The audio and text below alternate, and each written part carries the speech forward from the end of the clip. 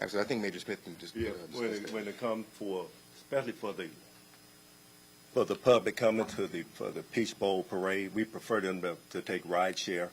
If not, then take MARTA to the area, and to leave all their valuables out of sight and lock the vehicles and park in a very well lit location along the street or in a lot.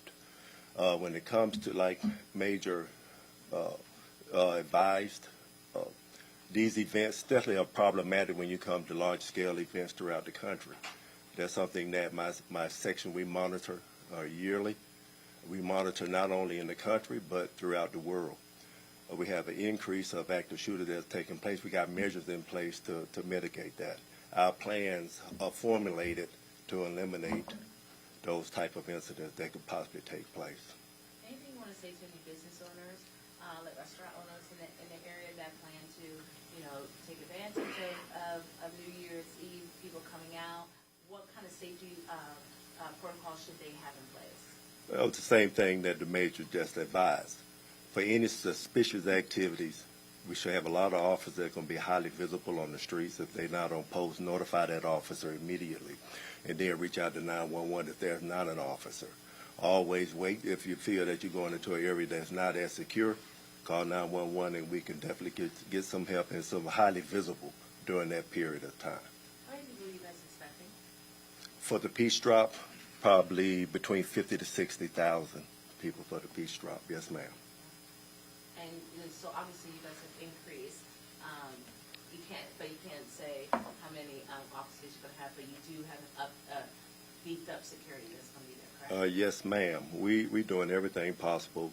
We're doing comparisons with other departments along what we already do to make sure that we have a very tight perimeter. We want to make sure that we can mitigate vehicle intrusions, drone intrusion, along with geofencing for scooters.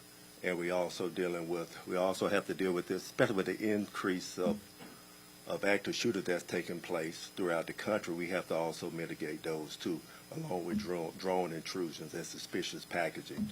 And one thing what I want to state again is that when it comes to any suspicious packaging or individuals, notify the police officer on post, and we can react to that immediately.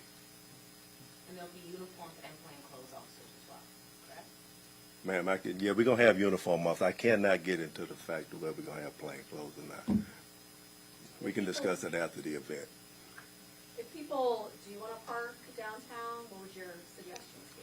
We have meter parking along with paid parking in lots. Just make sure it's well lit, and that they normally have some type of mechanical type of pay system, or you can do it on your phone, but try not to give the money to an individual that suspect that may not be a good or reputable lot to leave your vehicle.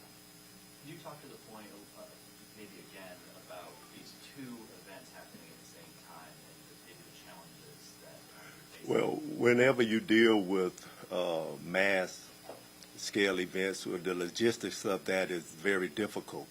We have a great motor unit. We will be teaming with several local police departments, Georgia State University PD, along with the Fulton County Sheriffs.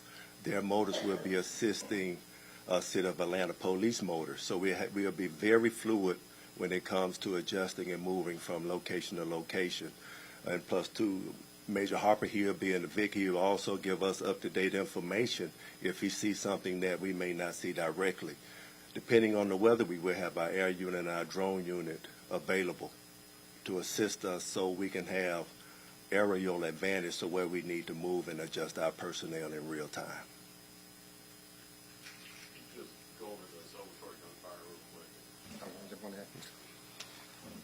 So we're very happy again to be sponsoring this event. We're glad to see it back.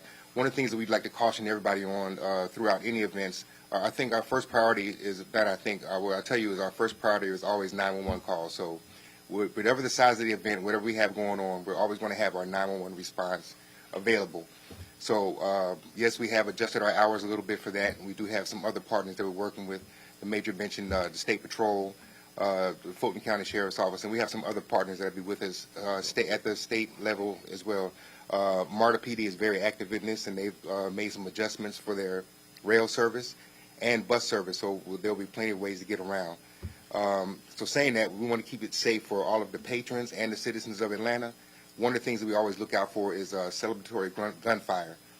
Number one, it's illegal, and it's extremely dangerous. And often the people who are affected by the celebratory gunfire have nothing to do with the event at all, and it's just bullets just travel where they're going to go. So that's one of the things we really try to caution everybody against. There'll be fireworks out here you can enjoy. You just want to hear noise, look at the fireworks and enjoy that. Try to avoid, just do not do any celebratory gunfire. It's illegal and it's dangerous. Are you asking people to leave their guns at home too? Yes, absolutely. Within the confines of the actual peach drop, the guns will be restricted in that area, and we'll be working with some private security. There are certain security checkpoints that everybody who's going to enjoy the stage show that they have to watch out for. So there'll be no guns allowed in that area.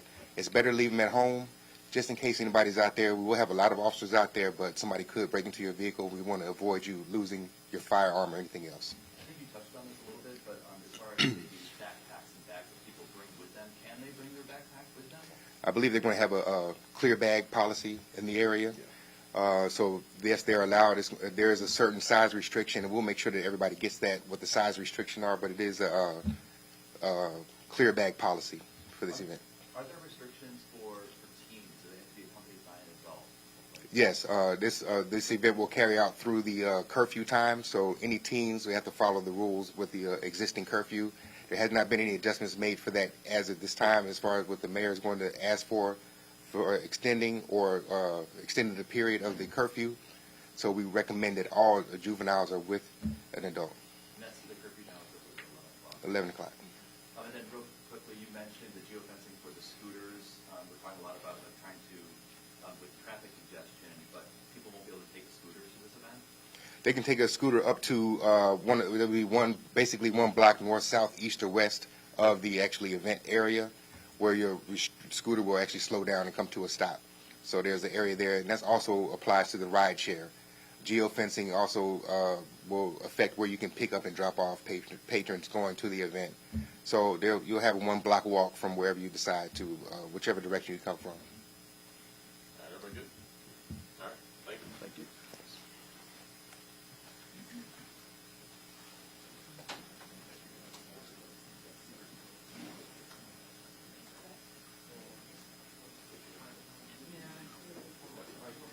Yeah.